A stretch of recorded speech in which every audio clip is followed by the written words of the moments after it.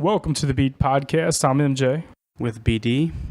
And a lot of interesting things have happened around the league as the NBA finals have ended and we've entered into the summer, which includes the draft as well as summer moves, the trades, the free agents moving to different teams.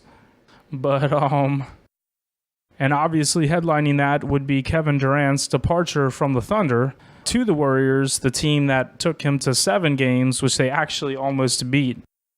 But before we get to that, we should talk about, since you mentioned summer trades, what do you think about the situation with Dwayne Wade and Miami? I'm pretty excited. I feel like Chris Bosh, interestingly, I'm actually not surprised. The same thing would happen to Kevin Love. But just like Kevin Love, for a while, people sort of wrote off Chris Bosh. And those people, don't necessarily understand how the NBA works. But he had 2, players who demanded the ball. Yeah. So obviously he wasn't getting his shots and plays weren't being run for him. But once LeBron left, Chris Bosh just became great again. I'm not really surprised. But as far as the big news in Miami, Dwayne Wade's leaving, I'm excited because Miami was a good team. They had Goran Dragic. They had Goran Dragic. They also had Whiteside, who's basically a defensive all-star. He's the leading shot blocker in the NBA, so that helped them. But you lose Dwayne Wade, they're not going to be good anymore. And I'm really excited because I think he's going to fit right in Chicago. Jimmy Butler took over where Derrick Rose left off. They're getting Rondo, who came off a good season with Sacramento, even though they didn't make the playoffs. They're getting Lopez from the Knicks. Yeah, Chicago should be a really good that's team. A pretty impressive team to me. Sure. I just felt like from, like Dwayne Wade not, I guess, getting enough, as much money, and he meant a lot to that organization because he delivered 3 championships and took them to 5 finals appearances since he's been there. So maybe, I guess he left because he felt disrespected and shortchanged because he gave them a lot. But I guess I can kind of understand them not wanting to give him too much money because he's definitely on the decline. Not that he can't be an important asset to the team like the Bulls and help them make the playoffs and maybe even go deep. I don't know that they're, good enough to beat the Cavs. Yeah, it seemed like the Miami sort of took for granted Dwayne Wade. They went ahead and signed Whiteside to a max contract. Yeah. And as great of a player as he is, there's only one Dwayne Wade.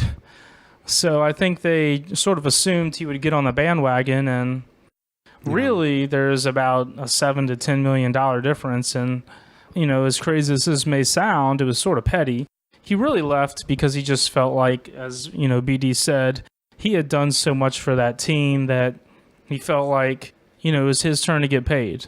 Sure. And that's actually understandable. When you are one of the main pieces in the Heat's, they won 3 championships, and he was a major piece in each of those, it's understandable that he would want to get, more money. It actually reminds me of Scottie Pippen because he's a player who sacrificed a lot for the Bulls.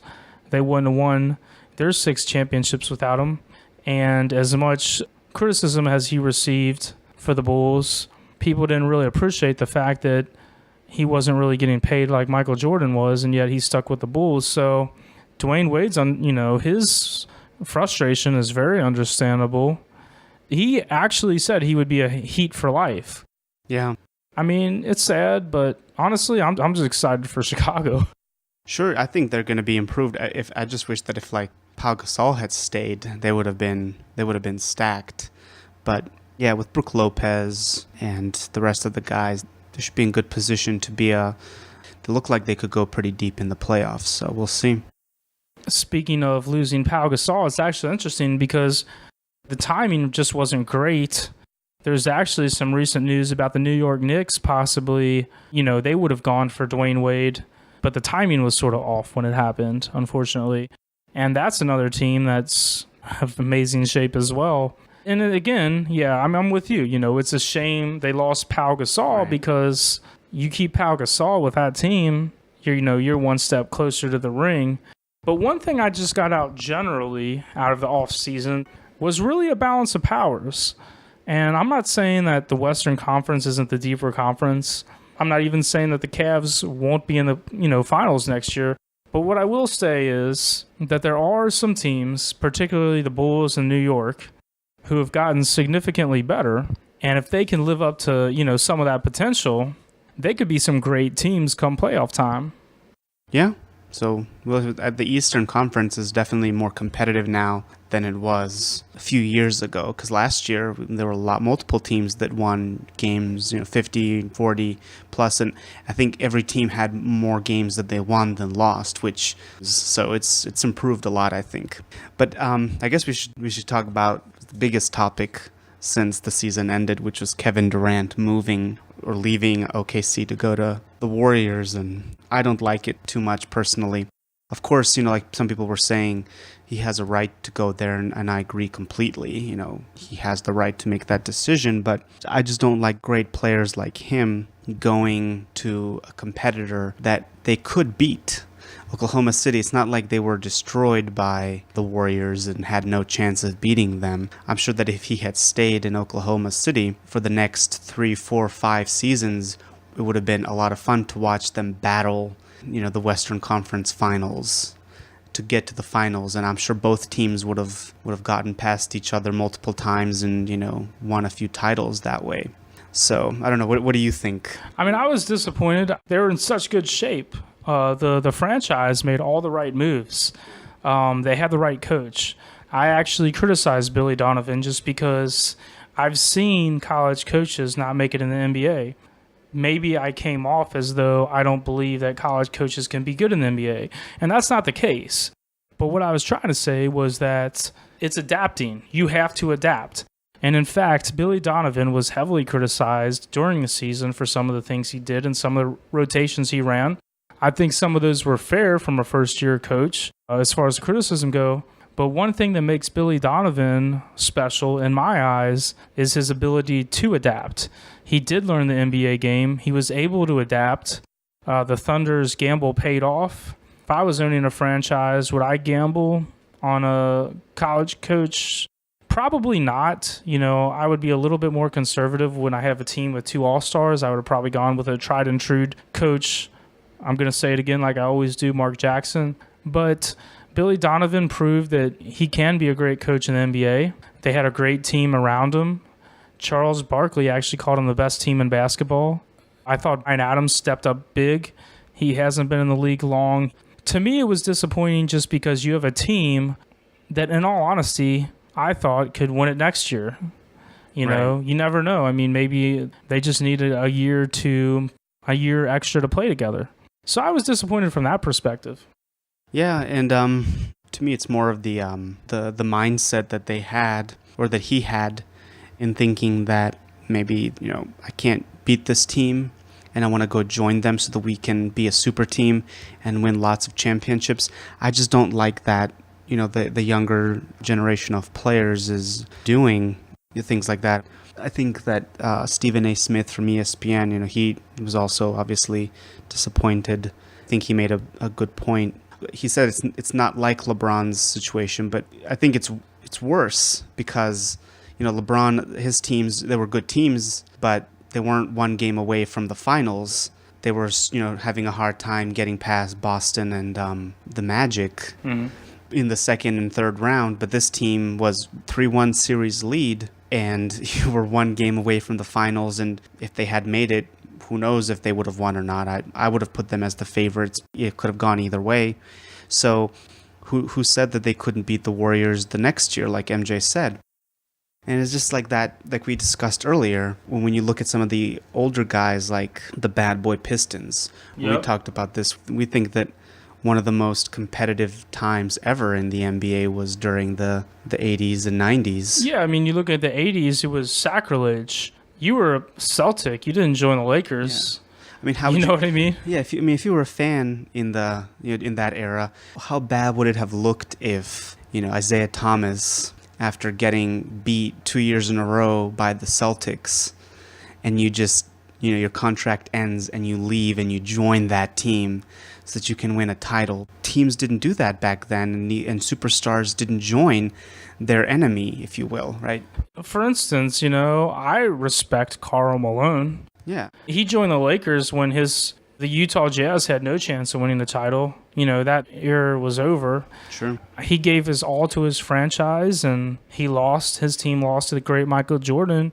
I don't look down on Karl Malone. In fact, I have a lot of respect for him. He was loyal to the Jazz. He was a Jazz, through the good times and the bad. And for me, again, just to get back to the Pistons, it took them multiple shots in the playoffs to beat the better team. And what they did every year, and Isaiah Thomas, right, he improved. Him and Lambeer and the other core guys, they improved. They made trades to tinker with the team. And they said to themselves, we're going to beat these guys, we as a group.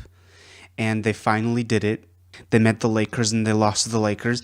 And then the following year, they also beat the Lakers and they won their championship. To me, that's fun to watch. Like I like watching a team.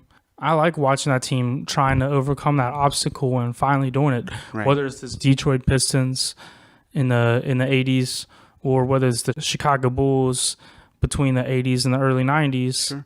During that same era, though, when finally the Pistons were able to dethrone the Celtics as the best team in the East, and then when they finally beat the Lakers, in 89, the Pistons, they swept the Lakers. And they became the best team. And now the up-and-coming Bulls, they had to get past Pistons. And the Pistons had already beaten them once or twice in the playoffs. You didn't see Michael Jordan say, wow, this team with the Jordan rules is playing so physical. Why don't I join them? They've already won a couple of titles with me on there. We'll win 5 or 6 or whatever. And I won't have any trouble. No, after that first year when he got beat, because I was just recently watching that ESPN documentary. I think it's 30 for 30. I already watched it like 3 times. It's one of my favorite sports documentaries. But what he said, he was in the documentary too. He admitted, I wasn't physically strong enough to deal with that team. So he went to the gym in the off season. He got stronger and he made his body strong enough to be able to withstand how they were going to play against him. Then the following year when they couldn't beat him, they went after Pippen and they beat them. And then after the Pistons won their second title, both Jordan and Pippen were ready. And in 91, they dethroned them and they became the reigning champs and they dominated the 90s. Yeah. We would have been cheated as NBA fans to see those classic moments of, the bad boy Pistons. And we would miss them if Isaiah Thomas went to play with his buddy Larry Bird. He didn't like Larry Bird. To me, what I love about sports and what I love about watching basketball is not really the super teams. What I like is watching Michael Jordan go up against Larry Bird, and the team's so good that Michael Jordan's got to take his game to another level. Right. He's going to do things that we've never seen before, and his competitive spirit is so strong, that's what he wants to do. On another note, but just saying, the Warriors are going to lose 5 players because of this move. They're going to lose Bogut, their center. They're going to lose Leandro Barbosa. Barnes is out. Harrison Barnes is out. 2 other players as well. And, they still have their core. They still have most of the talent that would be considered their best players. But I'm not completely sold on the Warriors yet. They're obviously going to be great. When you look at the Warriors loss to the Cavs, Bogut went out and they lost their big man. They had lost David Lee the year before, and understandably, David Lee wanted to chase bigger money and get more minutes. But, you got to wonder how much would David Lee have helped him to have another 7-footer in there once Bogut got injured. All I'm saying is, Durant's great. It could take more than 1 year to really seal the deal like the Miami Heat did. And, they lost 5, of the 15 or so players that were considered, the 73-9 team. So... Yeah. they're definitely going to be great, but I wouldn't put it past them to need a year to really, bind together. And to me, like I don't dislike the Warriors, and I'm if they win next year, it's not like that I would really hate them or anything. It's just more of the thing that I would hate to see this trend continue, of some of the best players joining other good players if they're on good teams.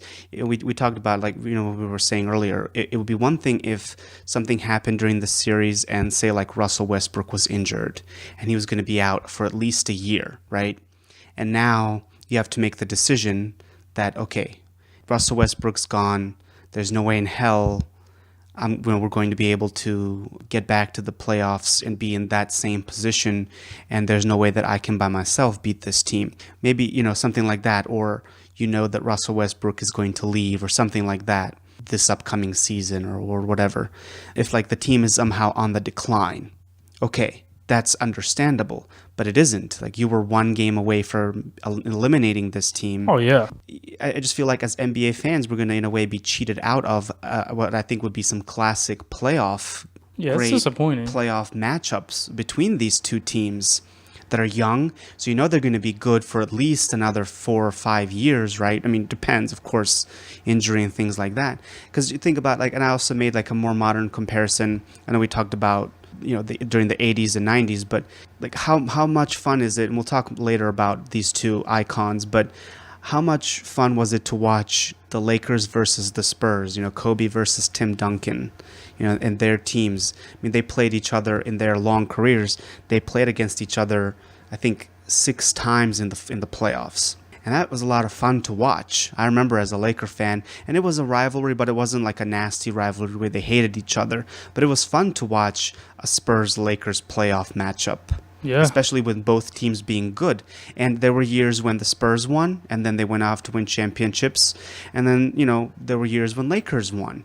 If, one team gave up, or a star on one team gave up and joined the other, I think would have been cheated on that. Yeah. And it means so much more, like we were saying earlier, that Isaiah Thomas had such a difficult time getting past the Celtics and then the Lakers and then having to contain Michael Jordan, but only winning 2 titles versus him joining the Celtics or whatever and winning 4 titles. It would mean so much less if he did that. And I think, a lot of these players seem to not understand that just because you have more titles than someone, doesn't mean that you're more successful. It also depends on how you got them. I mean, would you agree that one title in Cleveland when LeBron didn't have a super team means more than the 2 titles he won with the super team in Miami? Oh, definitely. Like, winning a championship is a big deal, but I think it's a lot more of an accomplishment. Well, to win it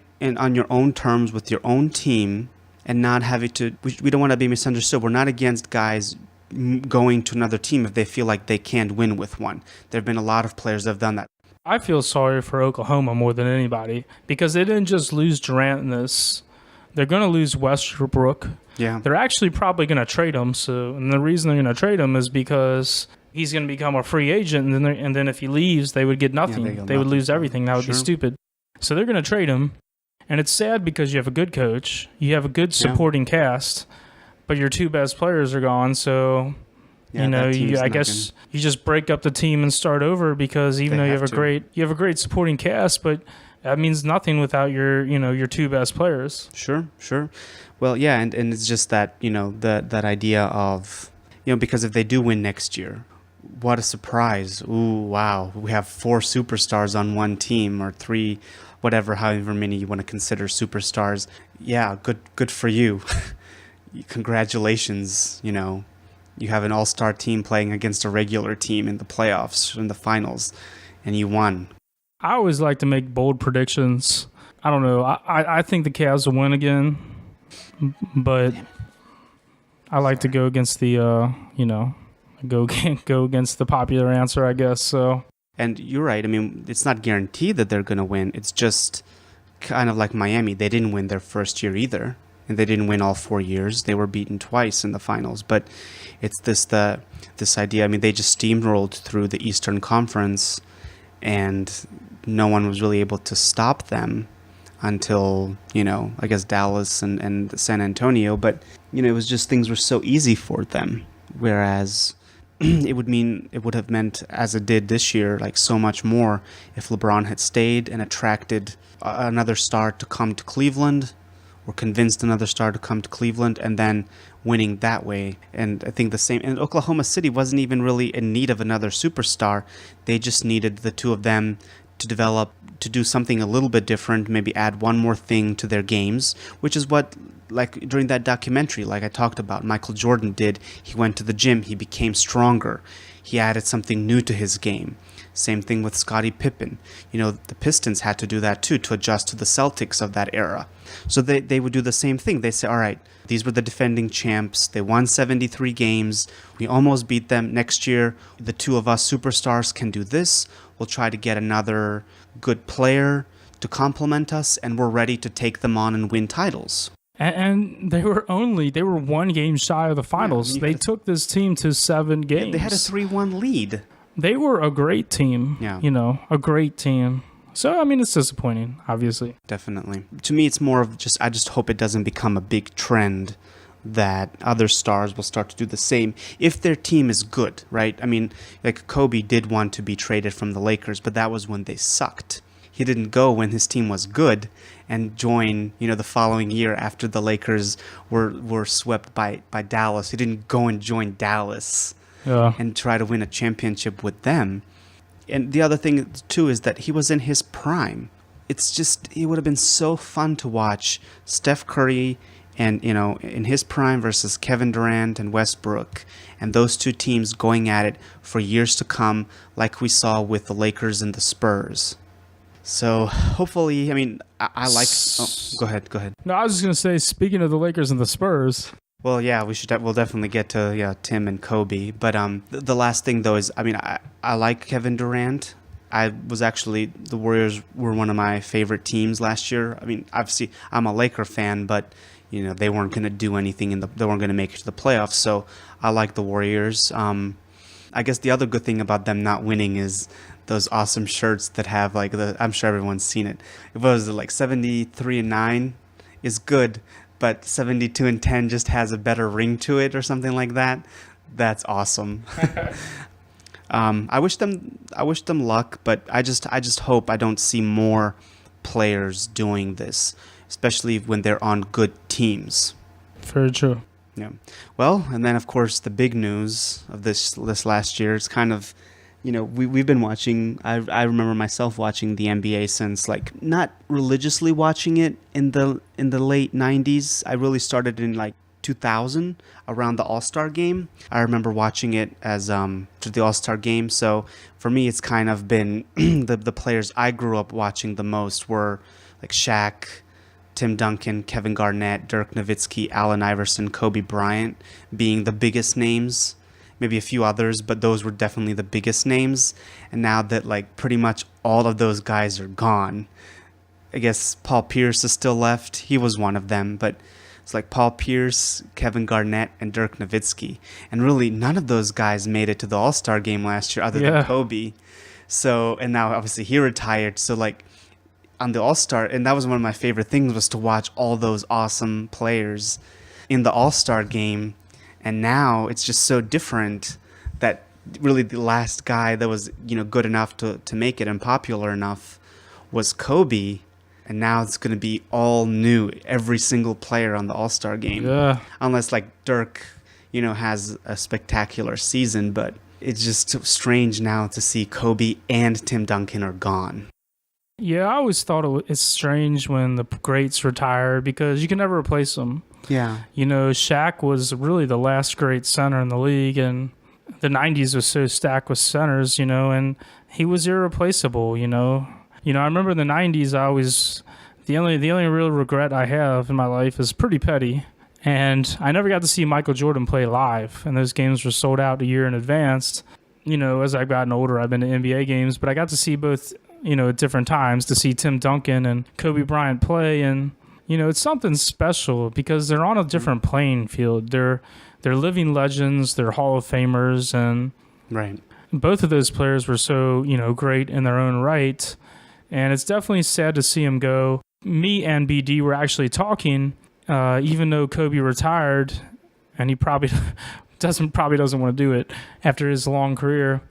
But it would have been cool to see him to end in Rio with the USA national team. Go for gold one more time. But, But yeah, I mean, it's definitely sad. I mean, I pretty much predicted Tim Duncan would retire after this year.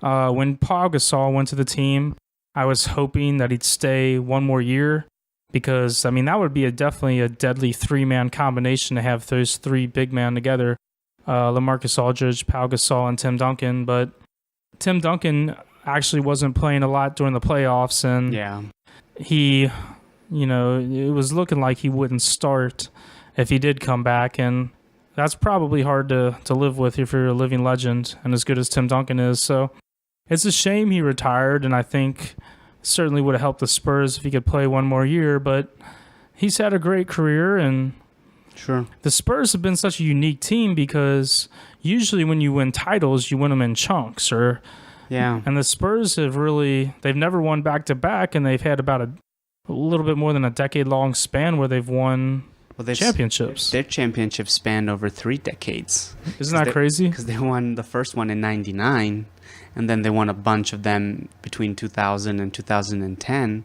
and then that last one was in the 3rd decade. So as far as I know, they're the only team, or I guess he's the only player on a team to do something like that, to span 3 decades. That's incredible. I think one of the reasons it happened like this, and this is just me thinking out loud, but I think because 2 of their best players, Manu Ginobili and Tony Parker, regularly play on the national team, they're fatigued and more prone to injury.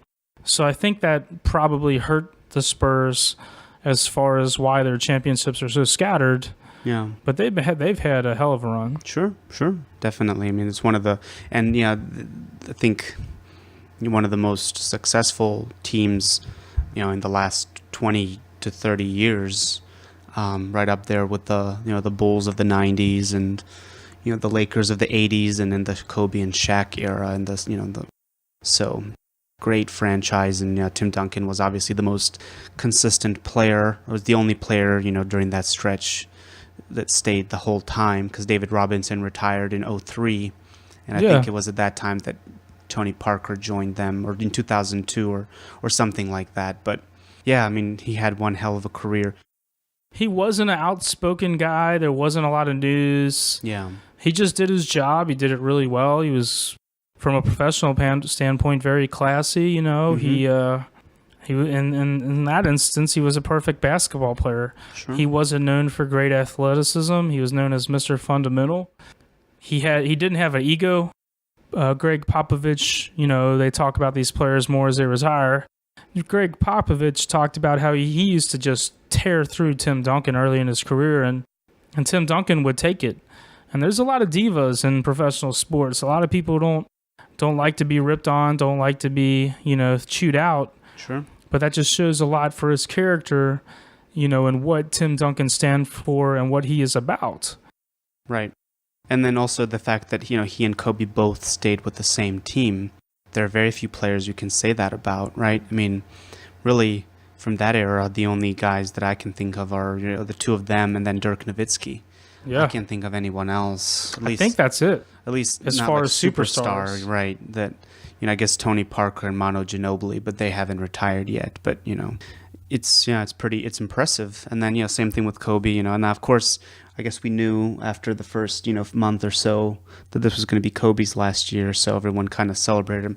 It was a shame that Tim Duncan didn't, but I guess it's more of his personality of, I just want to go into the wind quietly and just be part of the Spurs franchise in some other way, instead of having a big deal like with Kobe. But Kobe was also so much more well known around the world, and huge in China.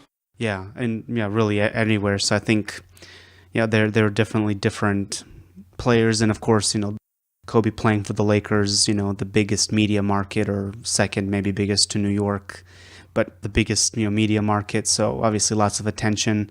And then Tim Duncan in a smaller city, quiet, reserved, so it's pretty interesting. Sort of like their personalities. Yeah. And there's give and take for each. Sure. On one hand, you can say, I don't want all the attention on me for my last year. But on the other hand, you can say you can take a different perspective, and that perspective is, this is my last year to play. I know the fans, really like to watch me play, so I need to notify them so that the people who want to get to see me play can do that before I do retire. Sure. But I think what the Spurs will do, like especially at the beginning of the season, I'm sure they're going to throw him some sort of an event, the first game and all that. They'll honor him a few times during the season, rightfully so, as they should, because he was an amazing player for the NBA, and I think there were a lot of classic matchups between, him and Kobe. And one of the things we were talking about that we didn't like and a lot of other people talked about was as soon as Tim Duncan retired, immediately they started comparing the two of them. It's like, Kobe had his time as he was retiring. They gave him his credit, but to Tim Duncan immediately they started comparing him. So we'll save that for another time to compare the careers. And it's hard because they play opposite positions. Yeah. But they've played each other a lot in the playoffs. True. Yeah. And in the regular season, of course. So plus now of course I think they made each other better because you had to beat the other team to go farther in the playoffs or make it to the finals. But definitely, I think if the Spurs weren't in the Western Conference or Tim Duncan wasn't there, Lakers would have more rings and vice versa. So it's pretty, there definitely was a rivalry there, and a really good one too. The fact that, for an 11, 12-year stretch, they played each other, I think, 6 times in the playoffs, which is pretty impressive. They had to go past each other. And it's one of the things that we talked about earlier, that we hated the fact that Durant didn't stay in OKC, because it would have been fun to watch the two of those teams go at it. But anyways, yeah, Tim Duncan, and in my opinion, the best power forward ever. I can't think, of course there are other greats, but I can't think of anyone that's better than him, that has that many rings and had, consistently not missed the playoffs ever, which is amazing. Oh, that's crazy. 6 finals appearances, 5 championships, it's impressive. So definitely, and one of the, I think, in my opinion, in the top 10 best ever. Great player. And speaking of BD's favorite player, Kobe, I didn't want to see him retire. And as you know, I didn't want to see him stay with the Lakers. But he was loyal to that team through good and bad. And what do you take away from that? Well, same thing. I think also the Lakers, and I know there was a lot of controversy as to whether or not they should have paid him as much money as they did. But I think, they also saw that he was going to, if he stayed, probably make them more money. I thought it was funny. They fired Byron Scott, and he's a good coach. He just didn't have a lot to work with. But, and it's understandable that they fired him, because they did have the 2 worst records in franchise history. Yeah. It's just really sort of a shame that he had to take over the team during that time. And also, he said if he knew they were going to fire him, he was going to coach a team differently. Sure. Because he wouldn't have played some of the young players as much and played more of the veterans. And it's sort of not fair to him because, coaches do have pressure from management. They do talk on a consistent basis, and the management gives you an impression of what they want, and then you do it, and, now he's, fired. But one philosophy I definitely disagree with is that basic philosophy is Kobe's old, don't give him a lot of touches, get these other players experience. I really don't buy that for a few reasons. One of the big reasons is because these players can learn from watching Kobe. Yeah. The second reason is great players, you just don't hand great players the reins to the franchise and they take over. Great players will take over the franchise and they will snap those rings from you. Sure. And when you're the Lakers, sometimes it's just unfair that they put so much pressure on some of these young players to perform who aren't ready and need more veteranship. But they come into the NBA really young also, so they're not very mature, and they know they're going to be getting a lot of money, and they sometimes don't know how to handle it. So it's something that I think the NBA has looked into, because I think for like the NFL, you have to have gone through multiple years of college before you can join. So you're more mature, you're older, and you have some college education. For the NBA, you can only, you come out of high school. Now, I know that you can't anymore just straight out of high school go into the NBA, but you only have to go to, is it 1 year of college, I think? and then after that you can make a decision. So you're just not as mature. And the way the sport of football works is different than basketball. A football, your body would not be developed out of high school to go straight to pro. You need years of college under your belt. You would never make it in the pros because of the weight training. It's just a completely different beast. Sure. But yeah, also that that time you're getting bigger and stronger, you're also aging, right? I mean, of course you age all the time, but your brain is developing a lot.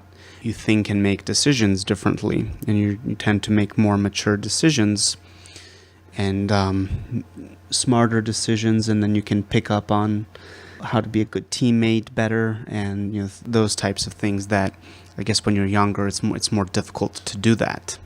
But yeah, I mean, Kobe Bryant also, same as Tim Duncan, had an amazing career, stayed with one team, third leading scorer all time in the NBA. I think he has a lot of respect from Michael Jordan, and I think they have a good relationship. And I think him and Tim Duncan are both more old school mindset. And yeah, so many accomplishments he's made, in my opinion, also in the top 10 of all time. And I think with Charles Barkley, that's probably the best category you can put them in.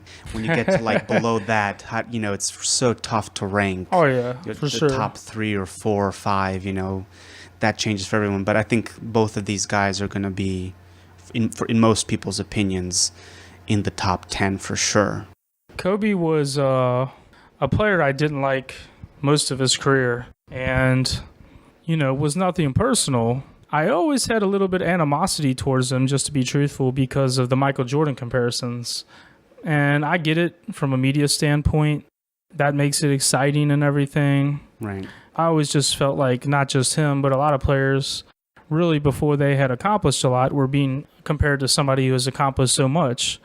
But now that it's all said and done, I can certainly respect, all of Kobe's great accomplishments. And I think one of the criticisms of him early in his career was, you're playing with arguably the best center of all time. Of course you're going to be good. Teams can't double coverage you. But once Shaq left and he won 2 more with Gasol, he really proved to me, and maybe some of the critics, that, he is great in his own right. And whether he's playing with another great player or not, or another top 10 player or not, he is, a deadly assassin in his own right. Sure. Well, yeah, and also, I mean, during that time when Shaq and Kobe won their championships together, I mean, I remember because I watched the NBA then, and obviously I was a Laker fan. Kobe was the one that had the ball in his hands at the end of the game. If everyone remembers that famous alley-oop to Shaq, right? Oh yeah. That helped them start their three-peat. I mean, it was no accident that Kobe was the one with the ball in his hands at the end of the game, and he didn't develop his reputation for being, a good clutch player after Shaq left, right? He already had developed it even while Shaq was there, because I mean, I remember the Hacker Shaq was there was a reason why I hated watching, as a Lakers fan, Shaq taking free throw shots. So Shaq was a liability to hold the ball in his hands in the last 2 minutes. So of course Shaq was the better player of the two at that point, but Kobe was also important, and there's no way that they win any of those titles without Kobe then either. And I just always remember, Kobe or Fisher handling the ball at the end of the games, especially Kobe, because if you foul him, there's an 80% chance he'll make the free throws, whereas Shaq is only 51% chance, or 49, depending on, the series, that he's going to hit a free throw. But yeah, both of those guys, it's gonna be strange not seeing either one of them next season, and it's going to be weird, I think, for both Spurs and Lakers fans. But yeah, I mean, both of them had incredible careers, and I think, like we said, are some of the best players of all time, and definitely two of the most successful players of all time. It's always a shame when players retire. You sort of know when it's going to happen. I'm sure Kevin Garnett's right around the corner. As well, Amano Ginobili, I think, is probably going to do one more year, but maybe Dirk Nowitzki also. Exactly. And it's really a shame, because it's just, I don't know, they're just such good talents to lose them in professional basketball and what they bring to the game.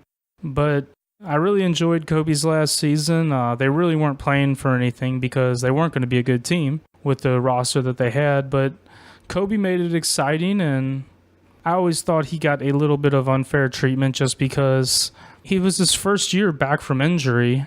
Right. And if he's not 100% amazing, everybody says, well, it's because he's old, it's because of this, it's because of that, because they're real cynical. But personally, I felt like Kobe Bryant left the game still being able to play. And it's really interesting how we as fans and the media look through things through certain lenses. And what I mean by that is if Kobe Bryant scores 30 on the Lakers, it's not a big deal. But if he was on the Clippers or another team, they would say, you know, Kobe's back, he's doing amazing. So a lot of it's about perspective. I remember Grant Hill, who's a great player, but the majority of his career was plagued with injuries, and people told him to retire. He finally had some good seasons towards the end of the career with the Phoenix Suns, but of course they weren't a good team at that time, so, you know, it wasn't newsworthy. But yeah, I mean, it was just a blast watching them their final seasons. And, you know, next time what we should talk about is, this is just a little bit personally, not that it's a good thing of me to be like this, but I get a little bit of satisfaction from Houston not doing so great. I just didn't like, I guess, the way that Dwight Howard and how he left the Lakers. So I feel a little bit of justice for, and I to be honest, if you remember, I called it. I was happy to see that they fell apart. Not that that's a good thing of me, but, you know, like in sports, when someone leaves your team like that, and, you know, it's kind of nice to get a little bit of validation. But we can also discuss, I guess, what happened with Houston and how one season they were incredible and they were a title contender, which I hated.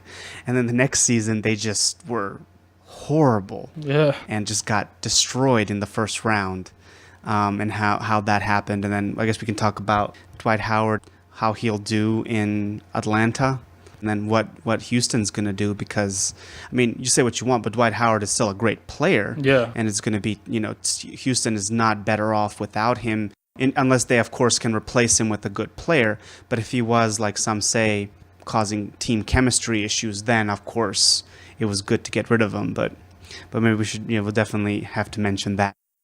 All right. Thanks for tuning in. I'm MJ. With BD. Peace. See ya.